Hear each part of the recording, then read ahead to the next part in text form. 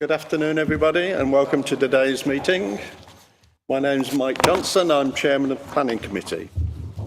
This is a public meeting, and members of the public and press are permitted to report on the proceedings. Reporting includes filming, photographing, making an audio recording, and providing commentary on proceedings. Please note this meeting is recorded and streamed live. These recordings are published on the relevant meeting page of the Council's website. By choosing to attend this public meeting, you are deemed to have given your permission or your consent to being filmed or recorded and for any footage to be broadcast or published. If the alarm sounds, the premises must be evacuated immediately. Do not spend time collecting personal belongings. All emergency escape routes are clearly signed. Once you've left the building, the assembly point is in the High Street opposite the Guildhall. Members and other speakers are reminded to use their microphone when speaking. Thank you. And we go to the agenda. Appointment of substitutes? There are no substitutes, Chair. Thank you. Before we move on to declarations, Karen Hanchett, Highways from County, has given her apologies. We had a discussion earlier in the week. She had a clash with Wychavon, which she needed to attend. There are no highways issues as far as we can see on the agenda, and therefore she gives her apologies. Declarations of interest. Councillor Ditter. Thank you, Chair. Item 9, I think it's Barbourn Court. I know one of the objectors, so but that some time ago we were both counted, and I will be staying and voting accordingly. I've been advised. Thank you. Any other? Joe. Well, you will have just seen me chatting to Mr. Alwyn Davis down there. That's something from a long time ago. Alwyn certainly hasn't spoken to me about this application, and so, I don't think there's any conflict of interest there. Thank you, Joe. I happen to know both of the speakers, but again, we've had no contact recently or in respect to this application. Any other declarations? No, thank you. Minutes of the previous meeting. I'll go through them page by page.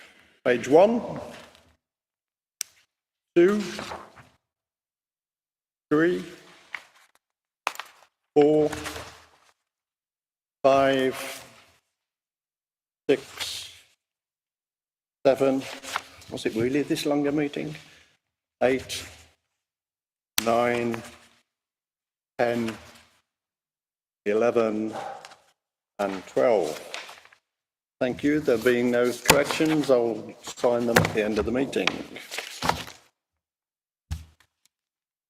Move on to item 4, minutes of previous Conservation Advisory Committee.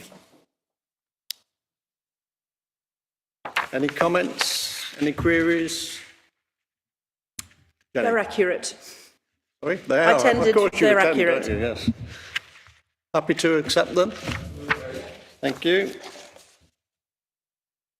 Right. Public participation. Well, before I go on to that, I need to tell you that agenda item 7 has been withdrawn, so we only have 2 items on our agenda. And the speakers relate to application item number 9 on the agenda, so we will take that first and then we'll move back to item 8. So if the speakers would like to present at the table. The process is that the officers will present the application, and then you will have between you 5 minutes to register your objections. And as you do so, please press the right hand button to get the microphone to work. Andrew. Thank you, Chair. So, do you want me to go down so quickly?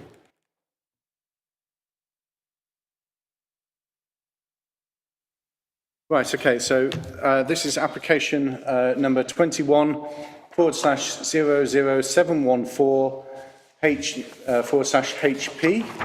The application seeks, as you can see, read on the screen and in the papers, the application seeks a householder planning permission for the erection of a pitched single roof, single story rear and side garage, and the proposed erection of a flat roof single story rear extension. The application did originally include a roof terrace and associated balustrades and various other, and a staircase. However, on discussions with officers, this aspect of the application was removed. The application itself is located in St George's Square Conservation Area, and there is a public right-of-way to the western, off to the west, which and the Pitchcroft. Oh no, I should put my. Pitchcroft Recreation Ground leading to the racecourse further to the west. Land beyond the public right-of-way is in an area designated as green space, an SSSI impact risk zone, and is within flood zone 3, but none of the application site is. There is one late paper, and members will see it's quite lengthy, but what we've done is summarise the comments that have been received since the publication of the agenda, and also then included in full the comments just for convenience, because they have been obviously as part of the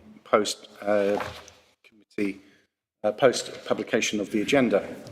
So I go through the slides. You can see let's start my.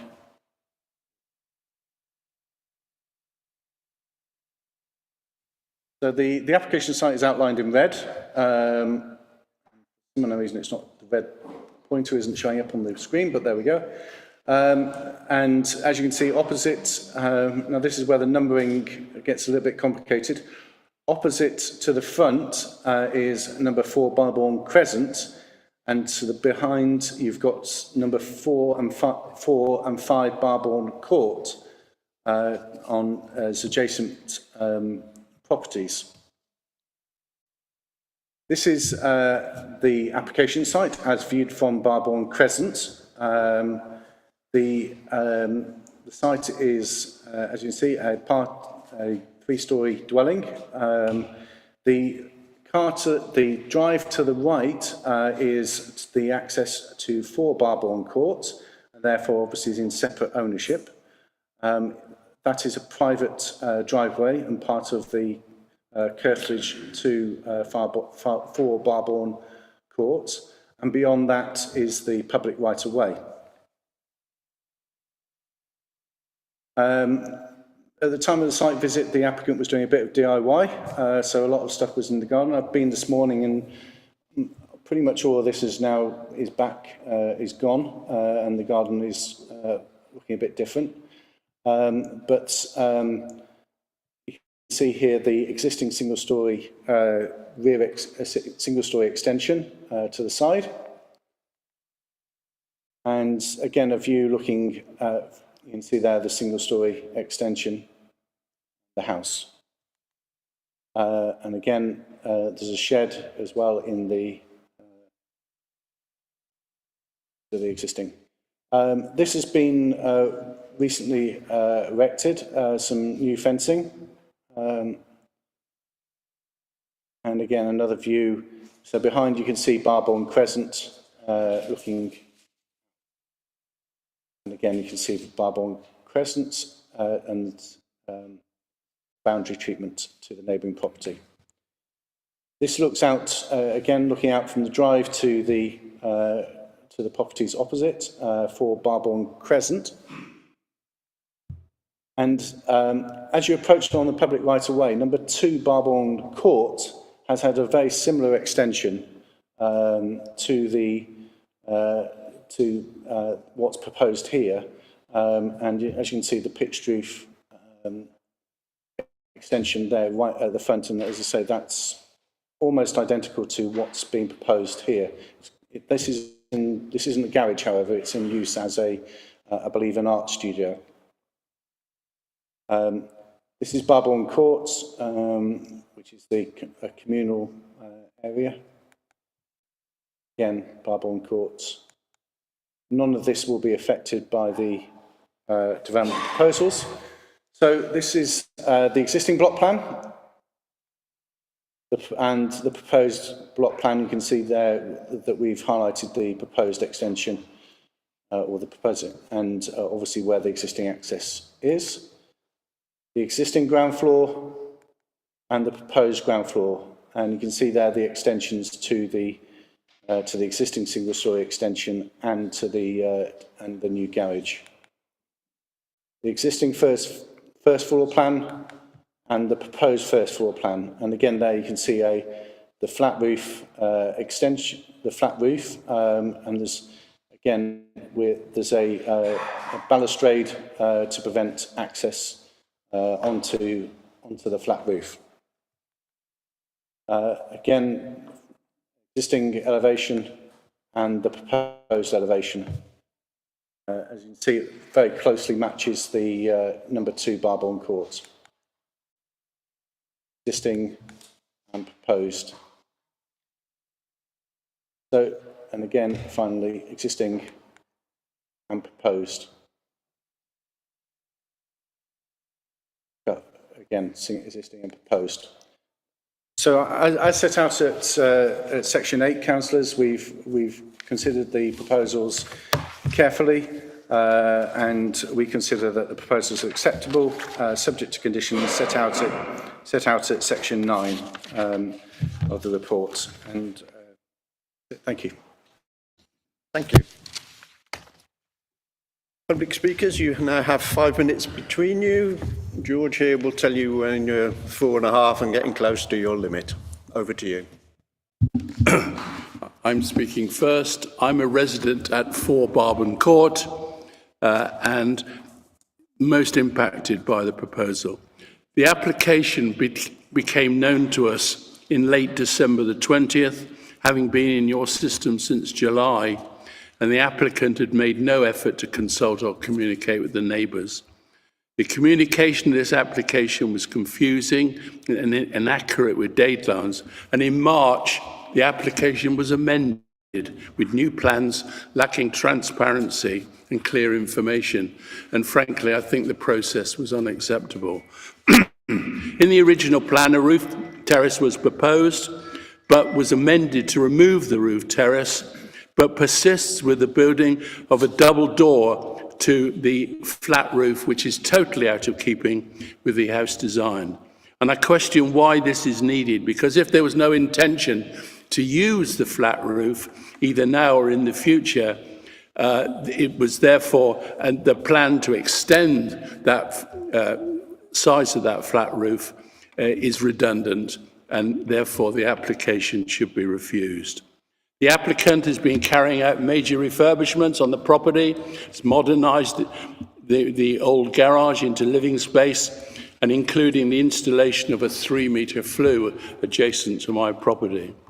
The applicant now wishes to build a new garage, utility room, linked to the proposed extension at ground floor suggested, and amounts to 8 metres by 4 metres and a pitched roof 4 metres high. The total space in the house will then total 2,423 square feet as opposed to 1988 at the moment, which is a 20% increase, a significant extension.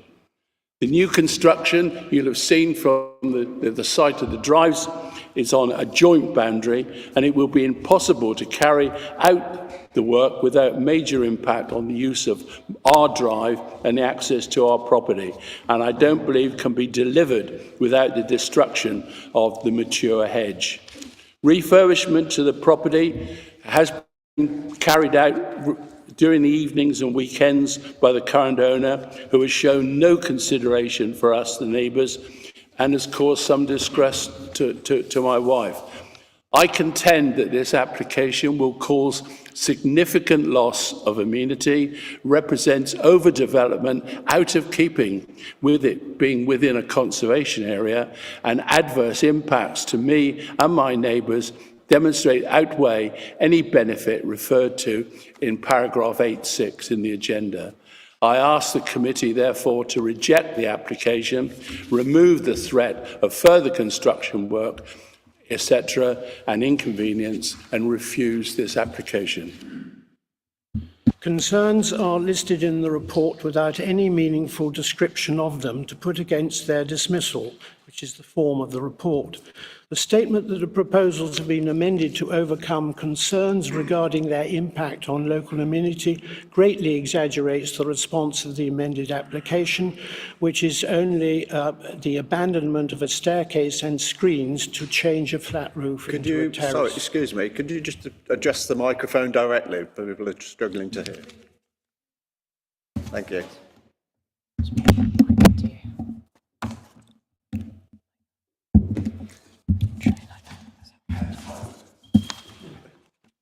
We stopped the clock, you're all right. Going live. The only condition relating to architectural changes and extensions relates to the misnamed Julian balcony, which is a balcony set above ground level, not a doorway in effect at ground level. The use of this term disguises the facts. Neither the doorway nor the barrier are illustrated effectively in the application, so I don't know what it is recommended to approve. The Conservation Officer describes the application as a proposal for an extension to a building of relatively modern construction. This, of course, devalues the significance of the building and has been challenged, which you might not gather from the papers. 5 Barbourn Court is an ambitious, imaginative architectural design made up of 3 separate but linked blocks of 3 stories to provide 6 semi-detached residences. An open space designed for the centre of the court as gardens is an idea more typical of municipal than private development.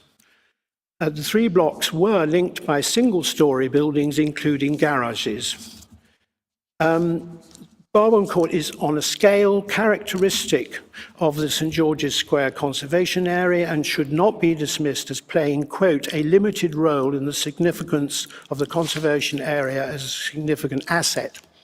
The garage is wrongly described in the proposal as a side or rear extension, but it is actually in addition to the front of the house, the definition accepted by highways.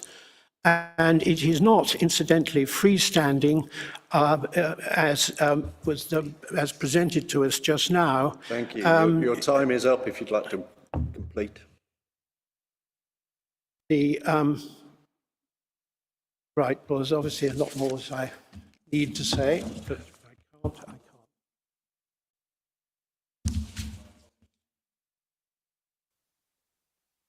Questions for the speakers?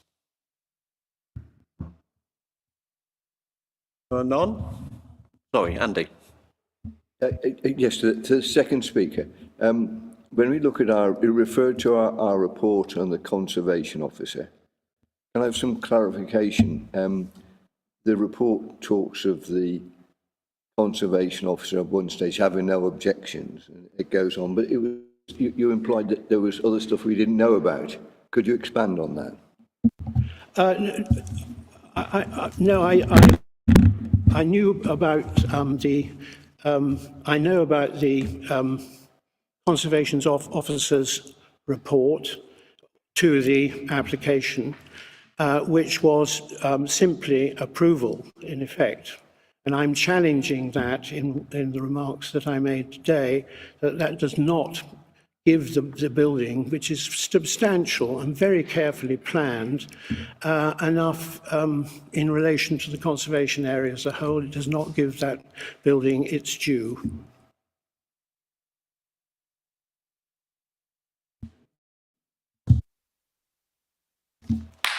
For clarity, the building at the other end on the south side of the set of 6 homes has also got an extension, and it looks purely from the footprint to be a similar footprint to the other end that is proposed.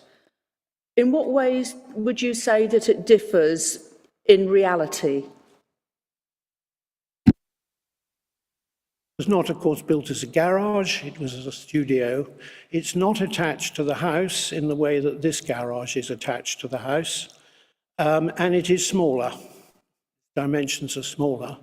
And from the point of view, if you're actually there, the impact of the garage on the neighbour is different and much less by comparison.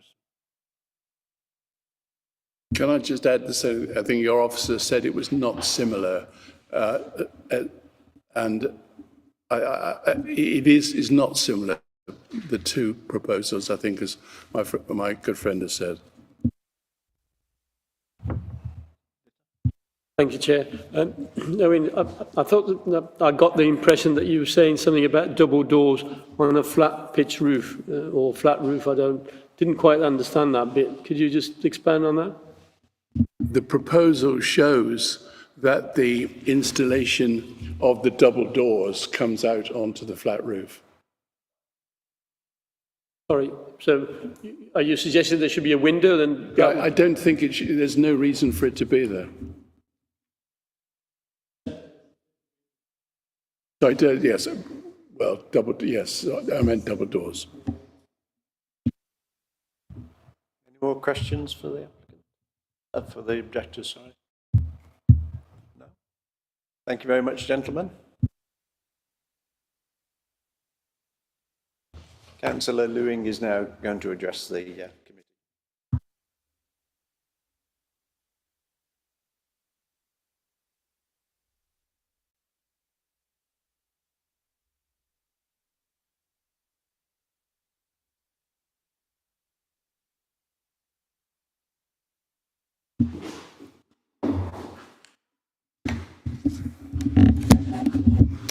Thank you, Chair. I'd just like to, I've got a few points, if that's okay. I'll just start with a general statement, if that's okay. As part of this planning application, there was no pre-app with the planning officers and there was no consultation with the neighbours. I'd like to encourage applicants for planning applications to please consult with the expertise of our planners and be courteous to their neighbours, because actually you could actually avoid coming to planning committee and wasting officers' time if you actually engage with people more carefully. As long as, in addition to that, it has brought a lot of distress to the neighbours, and if you're going to live alongside them in the future, it is in your personal interest as well. My further point is that on a recent planning application, letters to neighbours didn't arrive to the morning of meetings. It was Sansom Walk. And this has happened again at this meeting. What the officer said to me is that we are relying on Royal Mail. What I'd like to just say is if we know Royal Mail aren't delivering post within a couple of days, please can we send letters out to residents earlier so that we know that they have enough time to get themselves ready to come, please. Okay, so now I'm going to move on to what I think needs more consideration, and this is with regards to the conservation area. I did note that there weren't many photos of the conservation area shown on the presentation just, and the St George's Square conservation area is rather beautiful. These are the only modern buildings really in the whole area. There is the principle of bookending that's been put forward to grant permission, but I think this is fundamentally flawed. It is the local planning authority may consider the implications of cumulative change. This is when considering the application that may affect a heritage asset. Now, under the MPPF, a conservation area is a designated heritage asset, and the conservation area should be given great weight in a planning permission decision. We could say that the more garages that are built in this area, the more the local character of the area is diminished and actually would give a strong reason for objection. As a conservation area, it is highly valued by residents as a special place. The continued deterioration and erosion of the character may materially detract from the significance of the conservation area and actually threaten its ongoing conservation and continuing loss of character. This could mean that people start taking out windows, chopping down trees, you know, not looking after the area. And actually you start thinking, is it actually a conservation area at all? So if we're going to cherish the local scene, I think we need to look at this application very carefully. If you walk around the area, there are no garages. These were not part of the original area at all. So my other point is conditions. I contacted the planners about additional conditions, and they did say that there could be one to do with the access to the balcony. What the neighbour is concerned about is as soon as the doors are there, it may not take much to remove a barrier, and they would actually be the people having to police whether somebody goes on that roof. And it's right next to their windows. You couldn't really see on the plans, but if you stand on their first floor windows, which is an office and a landing, it directly looks over that flat roof. If people are out there doing anything, it's really going to impact them. And they've come to this house to retire and have a bit of peace and quiet, so it's not really very fair. I don't really see, there's an existing window on this bathroom. I don't really see why it needs to be changed. You know, I cannot see the point. They put it there. They put the double doors there for access to the roof. Now that you're not got access to the roof, why have we still got the double doors? Why do they want the expense of changing them even? You know, get rid of it, make your project cheaper. Also, the neighbours have been putting up with a lot of disruption of noise with the work that's going on. So I would request a condition to do with restricting timing of construction work. There shouldn't be work at weekends and in the evenings. That's not fair on the neighbours. So if that could please be a condition, I would really like that too. Okay, thank you. Thank you. Questions?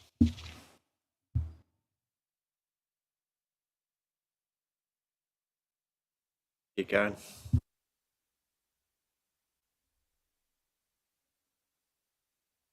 Andrew, from a planning point of view, propose about these two additional conditions. Are they acceptable from a planning perspective?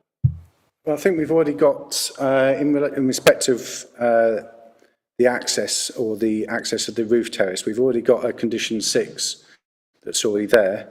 With regard to a noise or hours condition, again, that is already there as condition 5. So both are already covered already. Thank you.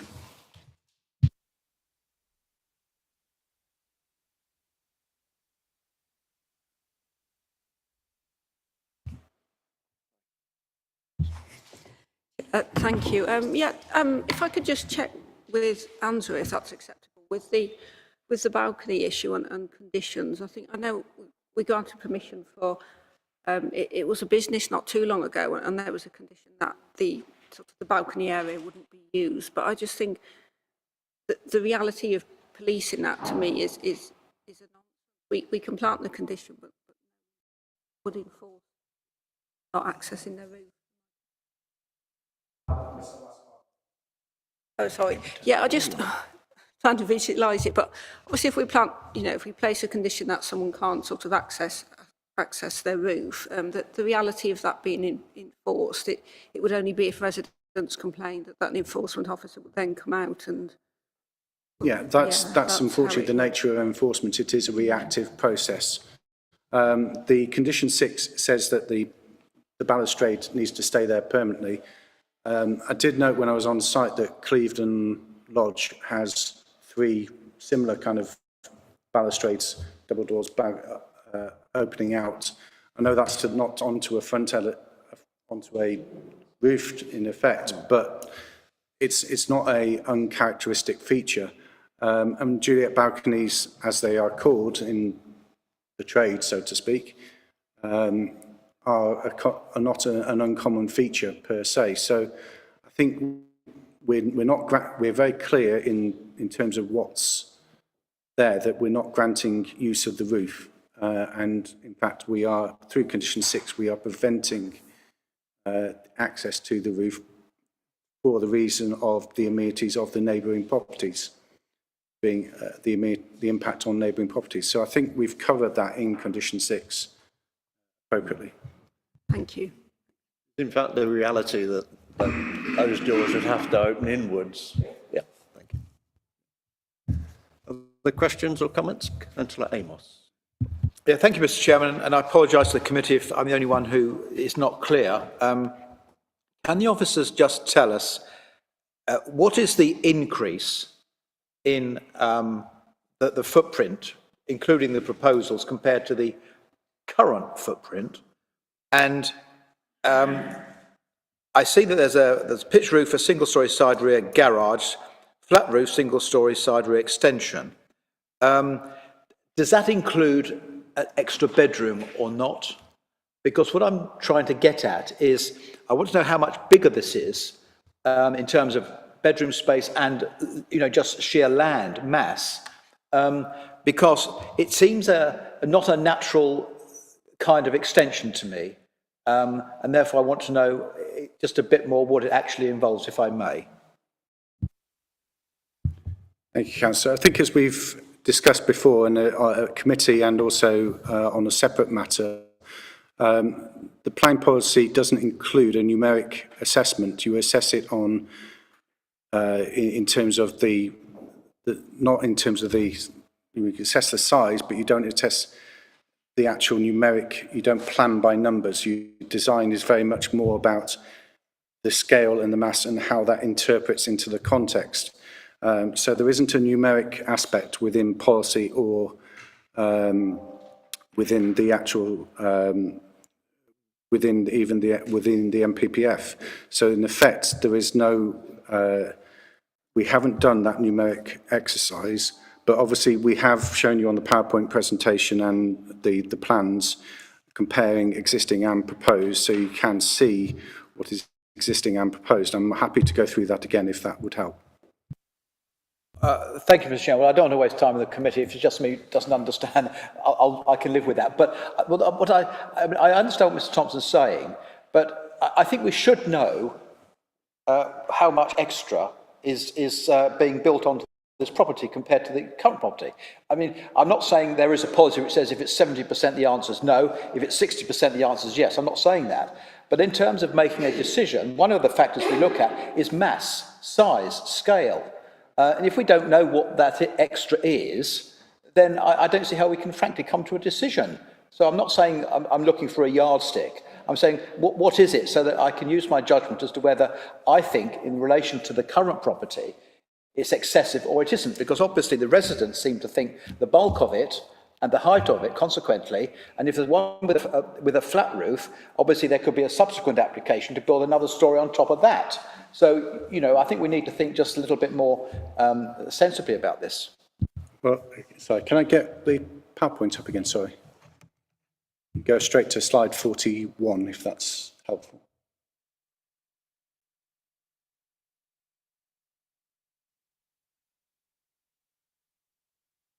Right, so what we've got on the plans here, so I don't know whether, can you read that, Councillor? Is that?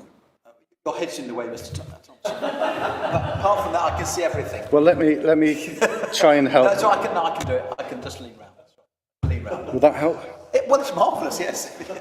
So what I've done is just got the slide up anyway. But as you can see, Councillor, key dimensions are on the actual proposal. So you can see that the proposed garage itself is 4.256 metres wide. It is 8.674 metres long. And in terms of the extension, again, you can see here the key dimensions on there. You can see that's 2.8 metres as an extension. It doesn't include any new bedrooms, if that was one of your questions. It was, yeah.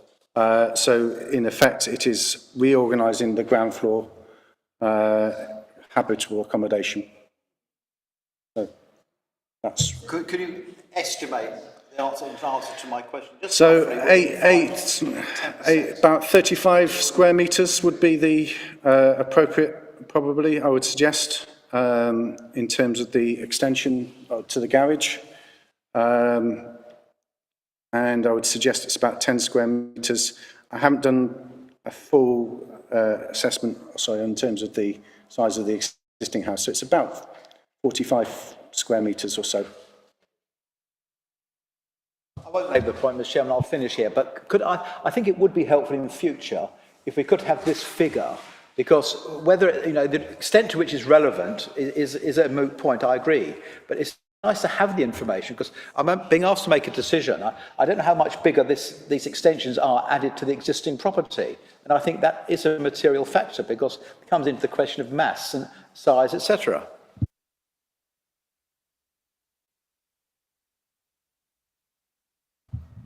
Before I go to Marjorie, is anybody in the audience able to give us any indication of the current mass? Yeah.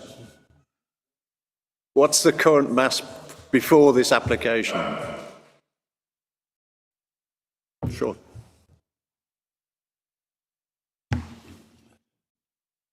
Sorry, I've got the wrong bit of paper.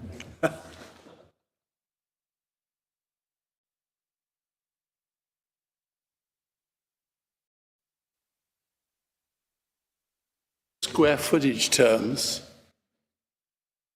the existing building I calculated to be 1,988 square feet, and that on completion of the addition, adds another 485 square feet, making a total of 2,473, and the addition represents an increase of 24%.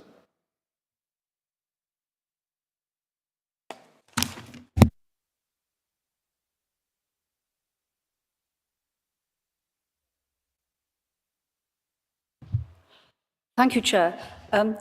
I think this question of the size of the extension is really important, because one of the points that's made in the paper is that there's a similar extension at the other end of the block of houses. And so, in a way, by putting this one on, we're balancing it up. But I don't think we are, because I think the building that is at the end of the block, the standalone studio, is much smaller. And this block of houses, they really are an entity. And I believe that they will become unbalanced if this extension goes ahead as planned.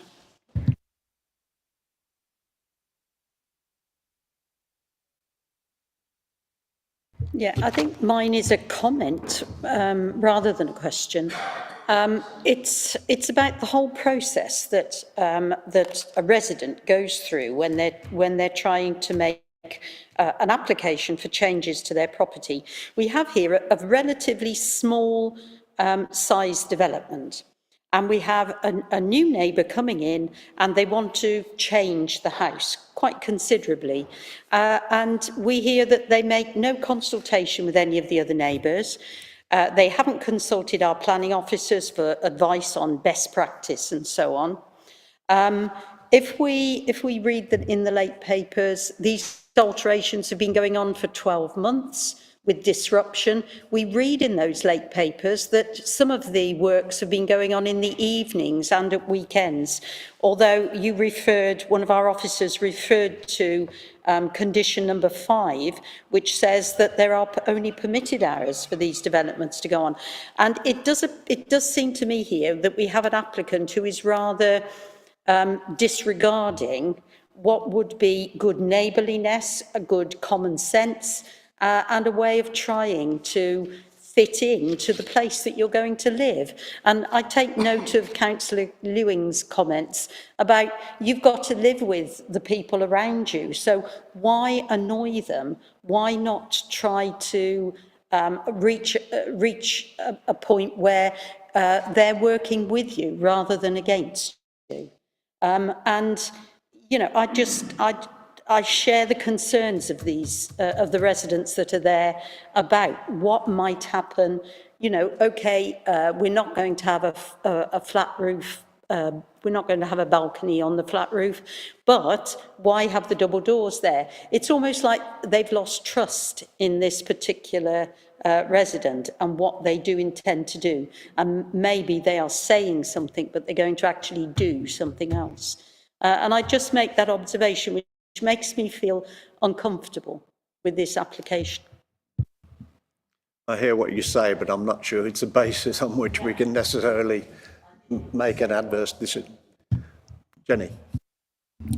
It's a shame that the applicant hasn't turned up to answer our questions, because that would have been very useful. I, like other people, are concerned about the full-length window, and I think it shouldn't be, because it's encouraging misdemeanours perhaps in the future. And certainly we should put a block on any future permitted development if it does happen. So they do have to come to us. They can't just push things through in a sly way, which is possible, I guess. I'm also concerned about the garage, which seems to be enormous. Now, he's already converted, or one garage already has been converted into part of the house, as I understand it. Now he wants a new garage.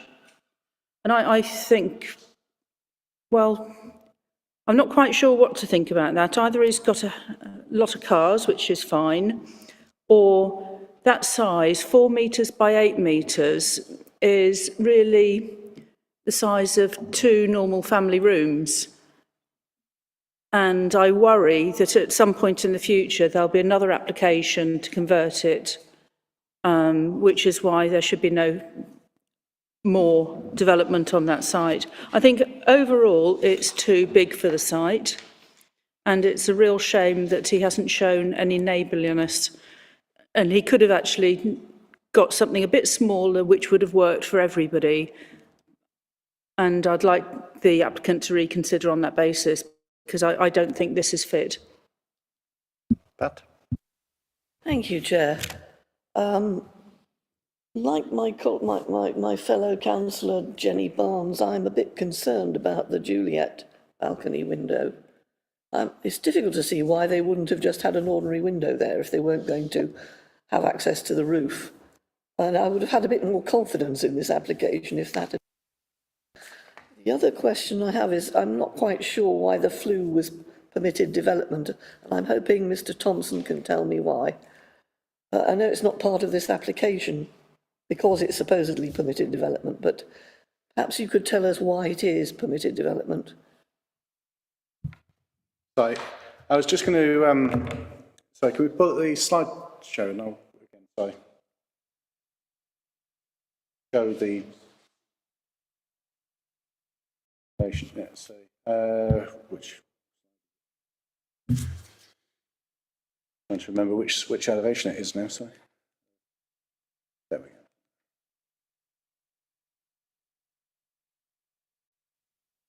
Not I can.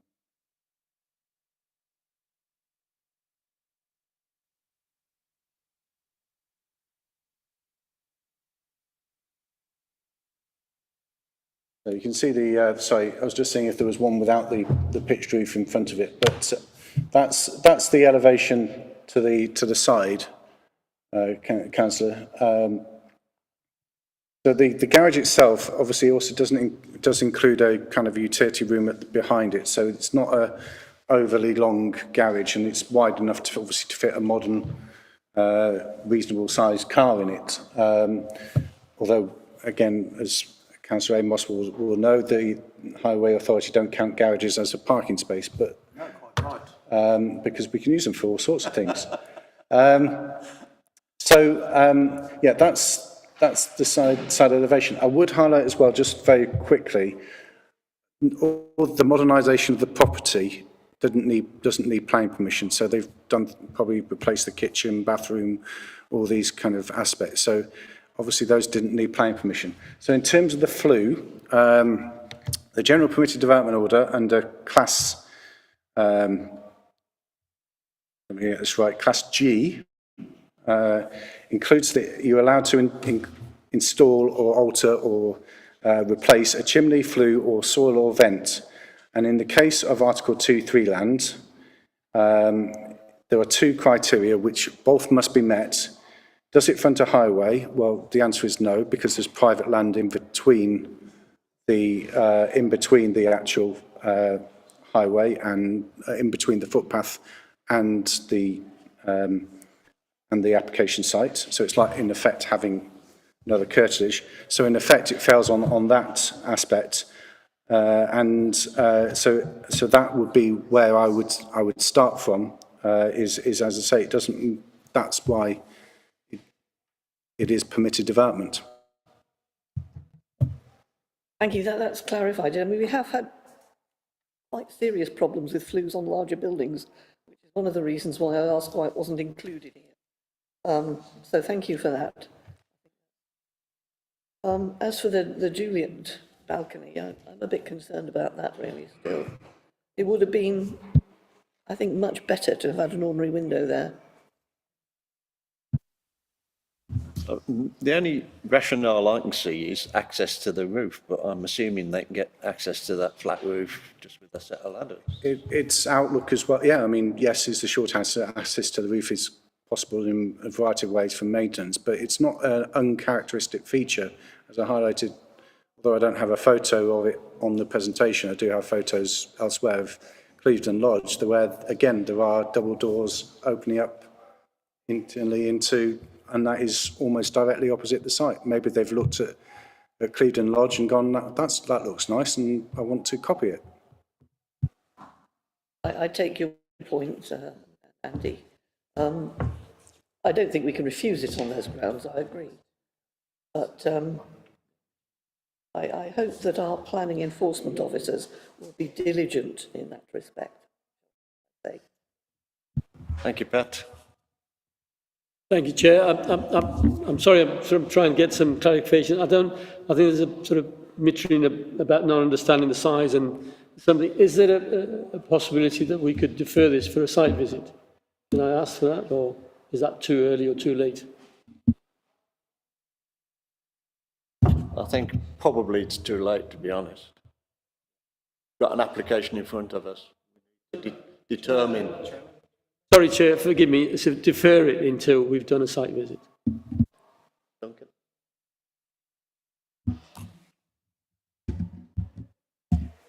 Thank you, Chairman.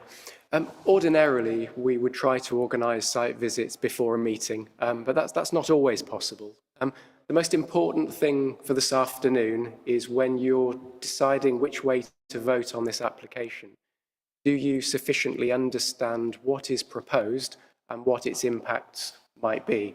And in the vast majority of cases, from the written report, the application details which are on the Council's website, and the photographs that either we as your officers or objectors provide, you can understand a proposal very, very well. But occasionally, whether it's before a planning committee meeting or you need to defer an item for a site visit, you have to look at that on a case-by-case basis. But if I might just take this opportunity just to make some comments and observations, and it might assist you in your debate, but also coming to a decision. I think it's not surprising that a householder application like this is so emotive and raises the sorts of concerns that we're hearing from the near neighbours and from yourselves in your debate. I think what I've heard so far this afternoon is that there are, statement of the obvious maybe, but that there are a couple of choices for you in terms of your decision if you choose to make a decision this afternoon. You could approve the application in accordance with the officer recommendation, or you could refuse planning permission. And please correct me, because it's not my place to put words in your mouths, and I wouldn't dream of trying to do that. But I think what some of you have been intimating is that you have concerns about the design and the scale of the extension, notwithstanding the point about percentages, and it's really important to consider each application on its merits. So in one case where a 25% increase might be acceptable, only a 10% increase might be acceptable in another case. Each application on its merits. And I'm sure you've all heard that a million times before. But it could be that you are so concerned about the adverse impact that this extension would have on the host building, the building complex, I'll call it, on this site, and the character and appearance of the conservation area, you feel it would have an adverse impact on the significance of that heritage asset. Mr. Thompson's advice and mine would be that that would be a difficult decision to defend at appeal. We would not go as far as to say impossible, but it would be difficult to justify at appeal. An alternative would be that if your concern is primarily about these double doors above that flat roof, whilst it's really important not to try and assume what the applicant's future intentions might be, if from a design perspective you felt that the application was not acceptable in its current form, but you were minded to support the application changing the double doors to a window,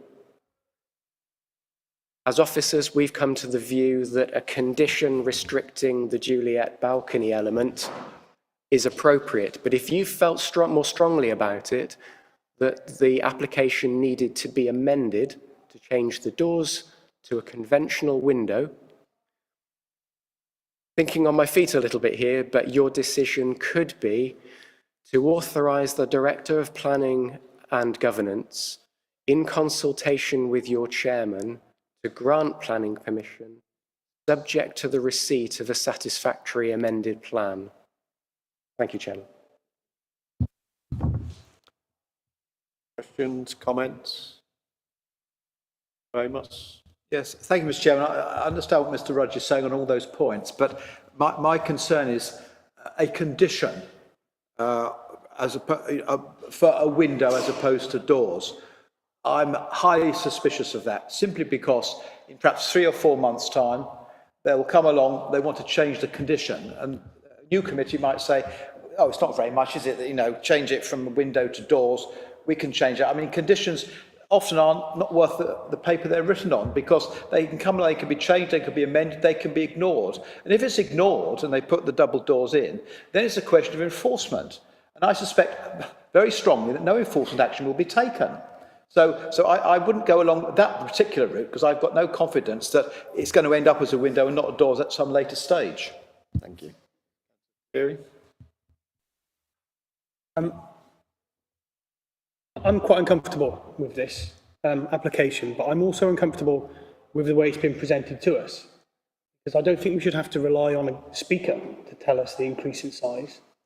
And I also don't like the use of the term Juliet balcony, because this isn't a Juliet balcony. Juliet balcony is not something you can step out of. I feel uncomfortable with the way this has been presented to us as a committee. That's the wrong term. I don't like this at all. Sorry. Thank you, Chair. In response to Councillor Alan Amos's comments there, I would simply say that we are required to assume that our officers will do their jobs.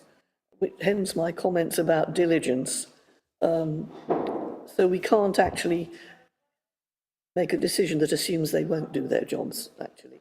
But I'm actually quite encouraged by Mr. Rudge's comments about approving subject to the change, the amendment of the window. I would be fairly happy with that.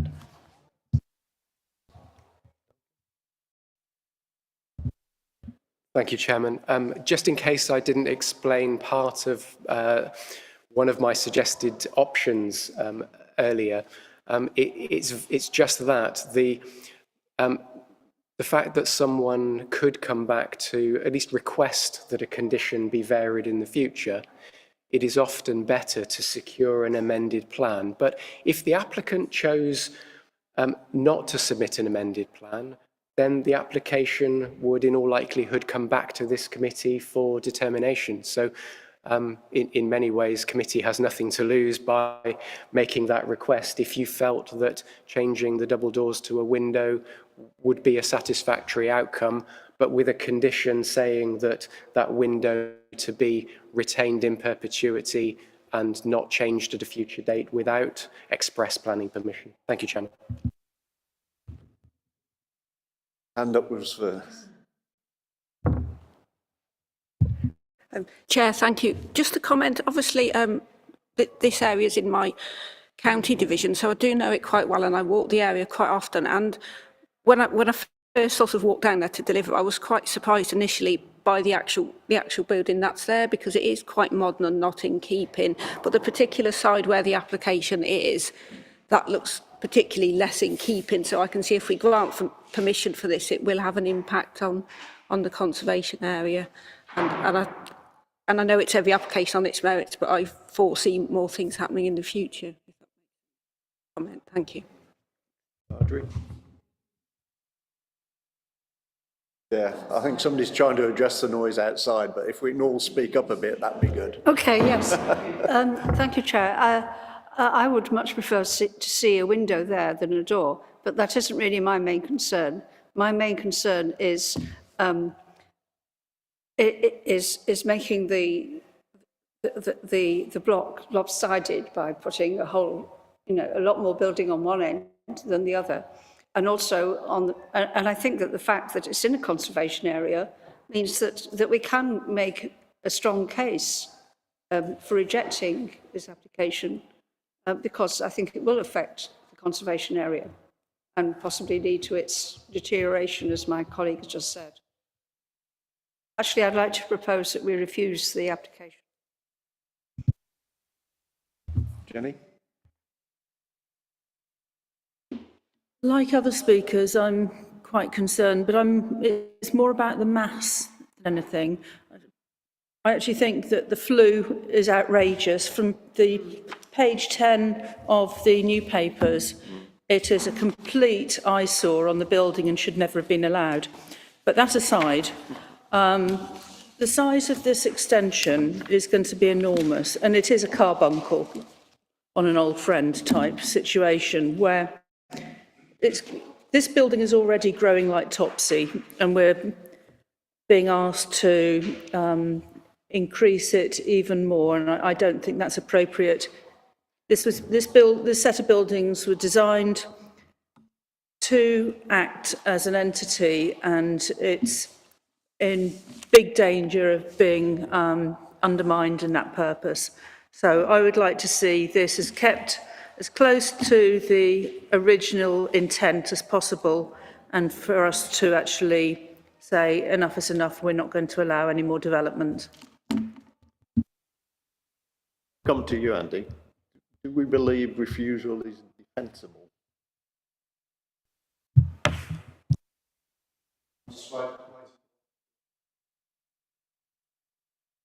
Thank you, Chairman. I've already expressed some concern about trying to defend a reason, but I made a particular point of not saying that it was impossible.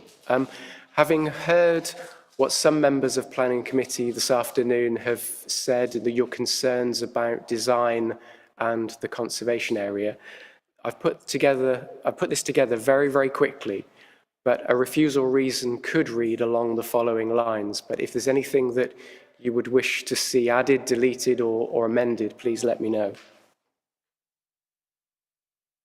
The proposed extension would, by virtue of the siting, design, massing, and external detailing, be harmful to the character and appearance of the area, with reference to the conservation area, and lead to a negative impact on the significance of this designated heritage asset, contrary to policies SWDP 6, 21 and 24, and the NPPF regarding design and the historic environment. Chairman, as I've explained earlier, your officers came to a view that this application did accord with the development plan read as a whole and national planning policy, but it's clearly within your gift to take a different view and arrive at a different conclusion, and that might be a useful summary of some of your thoughts so far. Thank you. Questions, comments, Andy? I didn't get all that, to be frank. I'm sure it was all very eloquent, Mr. Royce, and I'm sure it was very good advice, but the acoustics in here are that bad that it's very difficult. So I'll sort of cut things down a little bit. I thought I heard a proposal for refusal. Now, personally, the business about whether there was consultation with local people is not a factor. It's not not relevant. It's unfortunately it's not relevant. Could there be things built in the future? Not relevant. What is relevant is that there's concerns that this is a case of overdevelopment in a conservation area. Now, the Conservation Committee seemed to be happy with the arrangements, but until it was teased out by Councillor Amos, I certainly didn't understand the magnitude of what was being done.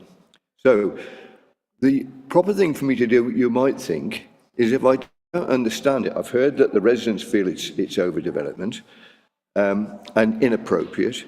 So the right thing, if I don't understand it, might be to abstain.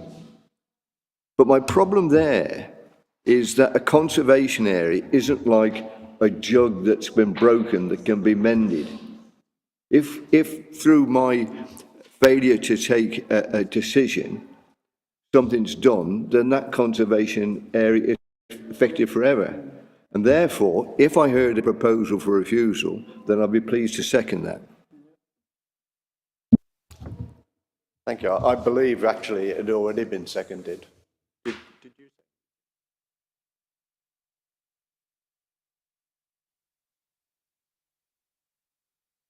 So we have a proposer and a seconder. Unless there are any other comments or questions, vote. So the vote is that the Planning Committee resolved to refuse planning permission on the grounds raised by members and set out, and delegates authority to the Corporate Director of Planning and Governance, subject to consultation with Chair and Vice Chair of the Planning Committee, to confirm the final wording of the grounds and decision notice. All those in favour?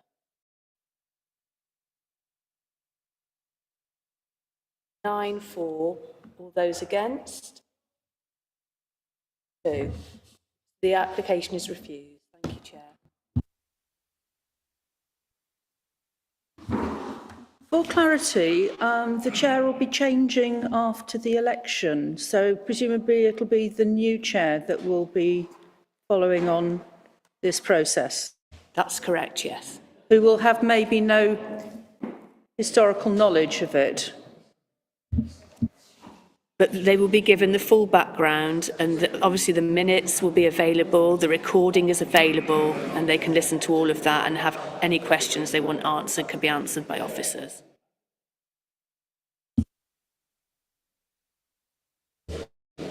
Thank you, ladies and gentlemen.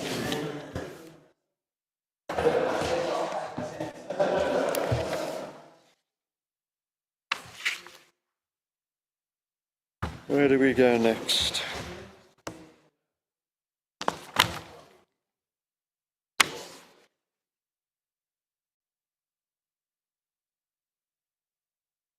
All right. We move to agenda item 8.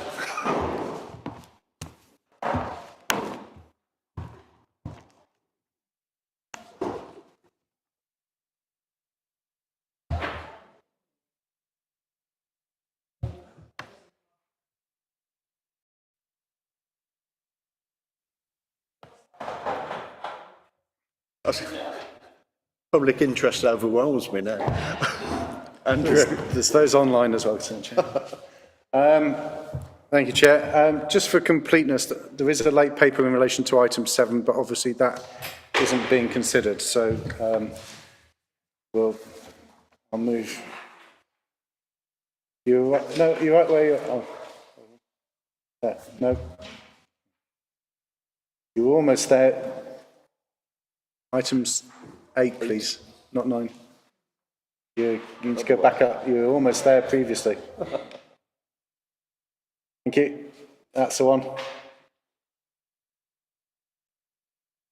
Thank you, Chair. So this is an application to vary planning permissions related to planning application 19 D0005, which is for 98 dwellings and in relation to Lowesmoor Trading Estate. It's part of the wider St Martin's Gate development, those who know it, just behind Asda. I think probably you guys know it probably better than I do, but in terms of the planning history. But anyway, so this is the application site. It doesn't look like that anymore in terms of, I'll show you in a minute what it looks like. The former buildings have disappeared, but the application site outlined in red is there.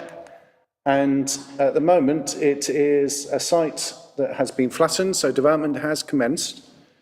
In effect, as I say, the hoardings are up. It just looks like that at the moment in terms of internally.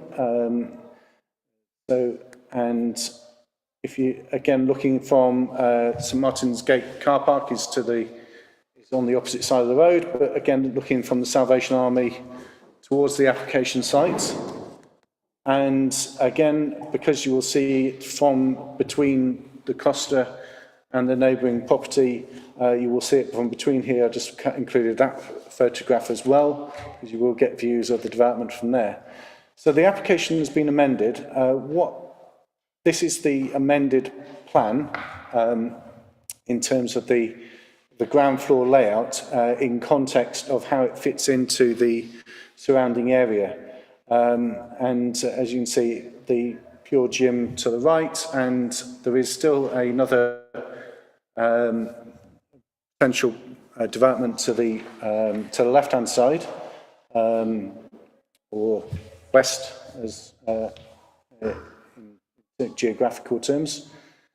So this is to the left-hand side of the slide. You've got the consented scheme in 2019, and to the right, so not to the left, to the top, you've got the consented scheme, and to the bottom, you've got the proposed scheme. Now, the reason it says NMA is because we got this submitted as a non-material amendment, and we thought the changes were too significant to deal with through the non-material amendment process.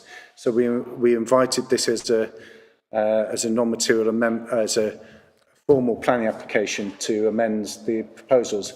But we think actually some of these changes are actually beneficial. There is a change in the mix. As you can see, there's more one-bedroom properties, but because of the reduction in 2 beds, the actual 1 beds are more spacious now than they were previously. The ground floor also makes a bit more sense in terms of how it works. I was going to use my pointer then, but it doesn't work on that. Oh, no. The ground floor core, which is coloured orange, you can see there's 2 parking spaces that would be quite nice hiding spaces, I think, but those have disappeared, and actually it's a more logical access proposal now, and it works, I think, a lot better. In terms of the changes, again, you can see that it reduces the scale of the development as well, from again over 2,700 to just over 2,000 square metres. But again, some of those changes are actually cosmetically more, I believe, as an officer, more appealing. So this is what you would be looking at if you were standing on the road, trying not to get run over, obviously. This is the proposed front elevation. Again, in a bit larger kind of scale, and again in context of the building to the right, you will see again, sorry, I'll go back up one, you will see that there's no change really in the difference between the scale to the east elevation and the neighbouring building. So in effect, that relationship was already approved. And again, the rear elevation, depending on how you interpret it, and how much of it you will see as well, because obviously all the other buildings are around it. So for completeness, the ground floor plan, and as you can see again, the central core, and post room. You've got bike stores there, and bin stores. Again, bin stores are moved to a more easier location to collect, which should also please our bin services. The first floor plan, again, you can see pink is 1 bed, blue is 2 beds. And again, you can see if you're the second floor plan, all the one beds are in excess of the national space standards now. I don't think they were in the original application, but and again, the 2 beds are also more generous as well. 3rd floor, which is almost identical. 4th floor, you can see again, you've got outdoor communal areas as part of the proposal. So again, an increase in communal space away from communal private space, which is always beneficial. 5th floor, and again, a communal patio on the top floor for the top floor properties. And again, a roof plan, which is where the lift and those access points for maintenance will be. These are just a composite of all the elevations on one of the plans. And again, depending on where you're standing and how, you won't see probably all this because there'll be buildings in between. But again, where you see this and how you interpret it, it's a modern development. It's a well-formed development on its own right. And our recommendation, councillors, is as set out in condition 9 or section 9, is for approval.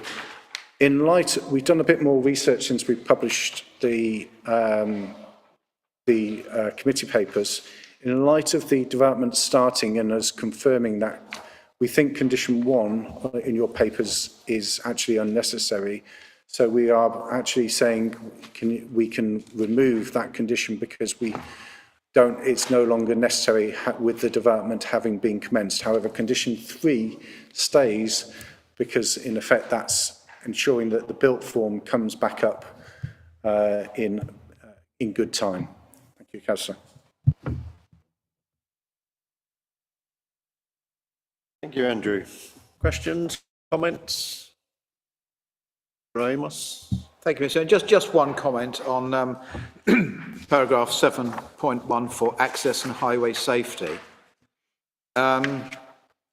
Says the proposals would provide 60 car parking spaces, 61% provision, 90 cycle spaces, 6 motorcycle spaces. Can I ask Mr. Thompson for his honest opinion, and I'm sure it would be honest, is he seriously suggesting that for every 2 people who travel by car, 3 are going to travel by bike? Because the only place I know that in the world where that happens is Amsterdam, and I've never associated Worcester with Amsterdam.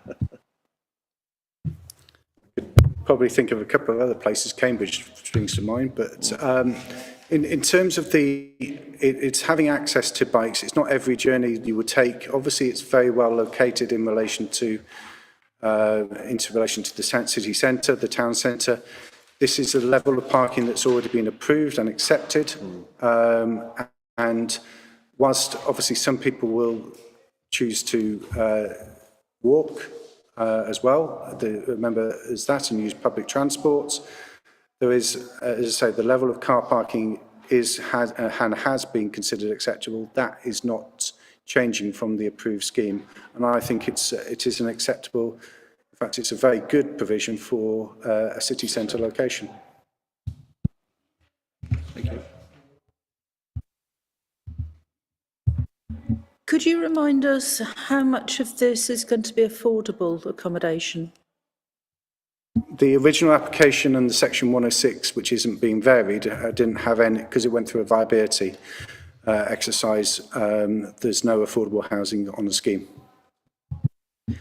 Maybe if there are lots of 1-bedroom rather than 2-bedroom properties, that needs to be investigated then to see whether section 106 might now be appropriate. Again, also, sorry. On the car parking, I do see it as probably being underprovided, but there are lots of local car parks around. But I think any comment about public transport from now on with the removal of bus routes is less relevant in going forward. So in relation to the viability, the section 106 was only signed July last year in terms of a deed of variation. the viability, we have been doing the viability, there was a clause in the original section 106 that required a review of the viability, which we did a check of by July last year, and I think that came to planning committee, if I remember from the papers. Obviously I wasn't here, but that viability was accepted in July last year, and the changes wouldn't fundamentally change the specifics of the application.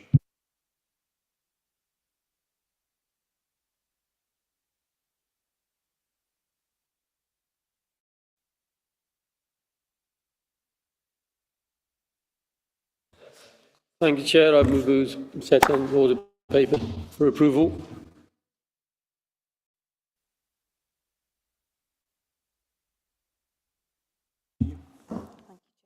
Proposal is to approve the application in accordance with the officer's report. All those in favour?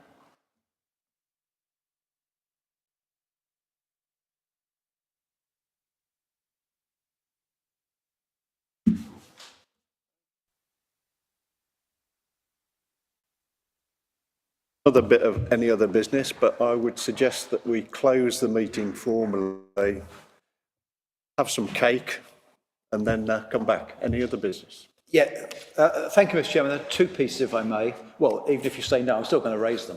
At the last meeting, we had or might have been the one before, we had an interesting discussion about national space standards.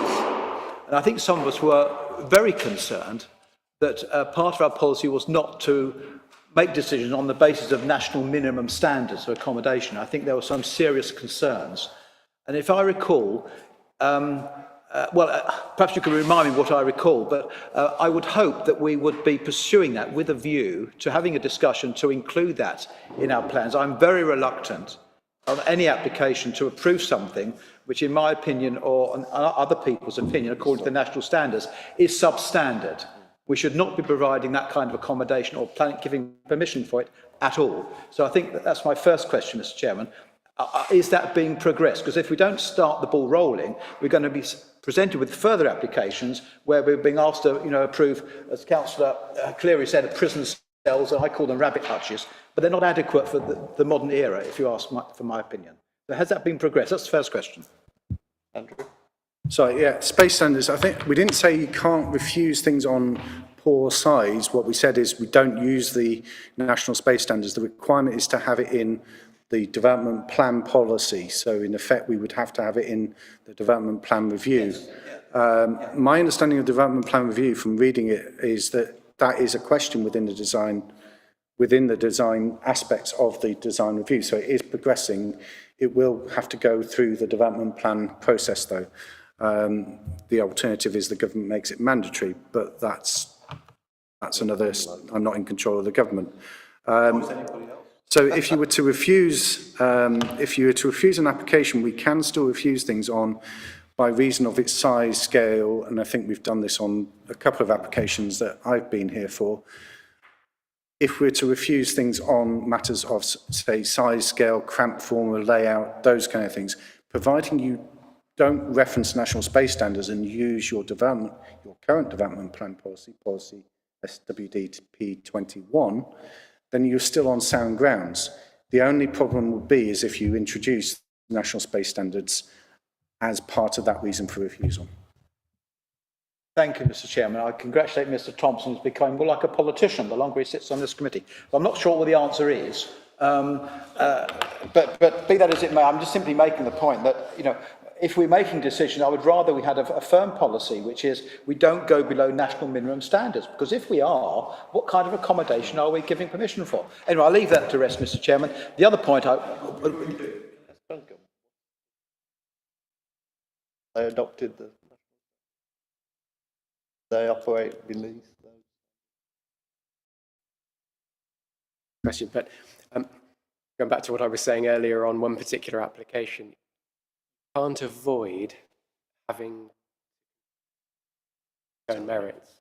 And the moment that you stop doing that, you start to run into difficulty. The likelihood of challenge increases. What weight you give to material considerations is a matter for you, as long as you act reasonably at all times. Don't do that for a moment, but we just need to keep applying our minds to, are we acting reasonably? Something goes in front of a planning inspector, the Secretary of State, or a High Court judge, what would they think? If we keep asking ourselves those three things, we're not going to go far wrong. Thank you, Mr. Chairman. And the other point I'd just like to raise is it's about you. I think you have been a superb chairman, and I'm going to embarrass you because I think it should be said and put on the record. And I'm sure I'm speaking on behalf of the whole committee, but they will speak for themselves. You've always been good-natured, fair-minded, listening. You've got good judgment, except on those rare occasions you've disagreed with me. And frankly, I will miss you. I think you've been committed, you've chaired these meetings well, and I think you've been a great asset to the planning system in Worcester. I think you've been a great colleague as well. I've known you personally, and you're the sort of character, if I may say so, the council needs more of, not fewer of. So I will miss you. I think other people will miss you. And thank you for all the work you've done for this committee, for the people of Worcester, and for your constituents in particular. Thank you for your kind words. Thank you. Thank you, Chair. Yet I was going to propose a vote of thanks because, for your unfailing courtesy to us all and your calmness in the chair, and generally thank you for all that you've done. I hope that will go on record.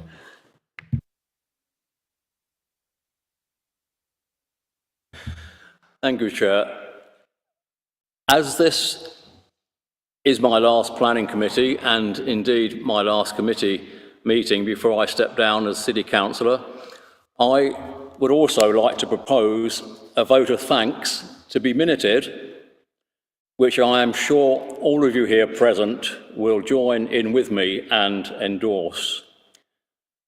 I propose a vote of thanks to Margaret Johnson and all those on the administration team who have tirelessly supported me and all of us on this committee.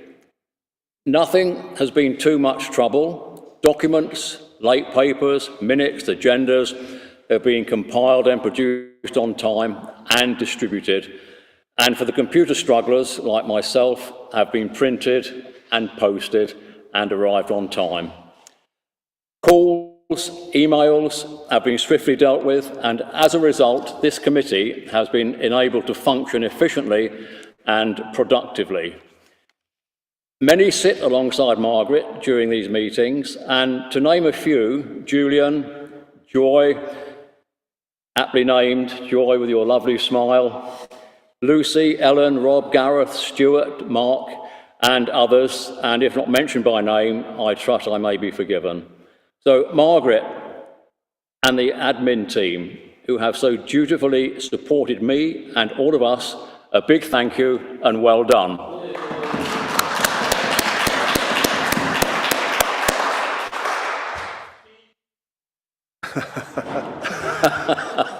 Thank you for that. I was going to say after the coffee, but I'll do it now. As this is my last planning meeting and the end of my time at council, I thought a few words were in order. In my 8 years on the council, I've always served on planning. It's the committee I've enjoyed most, unlike many of the others, which I've found at times tortuous. I'd like to thank you and all the subs over the last year who have served, contributed and determined the applications we have heard. At times a relatively straightforward process, on occasion difficult and finely balanced. But I have to say at times I'm surprised by some of the call-ins we have been asked to determine, but that's within your own gift as councillors. Hopefully we have managed to avoid any appeals to the inspectorate, but we'll only know that in the fullness of time. My thanks to those fellow councillors who are also departing these chambers, Bill and Joe. Putting aside the functions of the committee, it's been a year of quite significant change. enforced change of personnel, the hiatus as a consequence, parachuting in of interims and the uncovered backlog have made all of this quite a difficult year, to say the least. Officers, both interim, existing and new permanent appointees, have skillfully managed the process and avoided the potential for permanent damage, for which they should all be applauded and thanked. The visible and refreshing changes brought to the committee by Sim, Andy and Duncan are significant and are putting the council in a much better position than they inherited, and I'm sure we are all grateful for that. Finally, on behalf of you all, our thanks to George and her colleagues, to the Guildhall staff who have managed the last few strange meetings with aplomb, and of course to Democratic Services and my namesake, Margaret, for her continuing commitment to make our task as easy as possible. To those of you who are hoping to return post-election, the best of luck. Thank you all. It has been a pleasure to have been your chairman. Thank you. Thanks very much.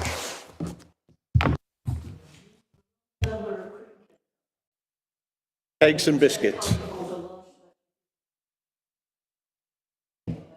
Well.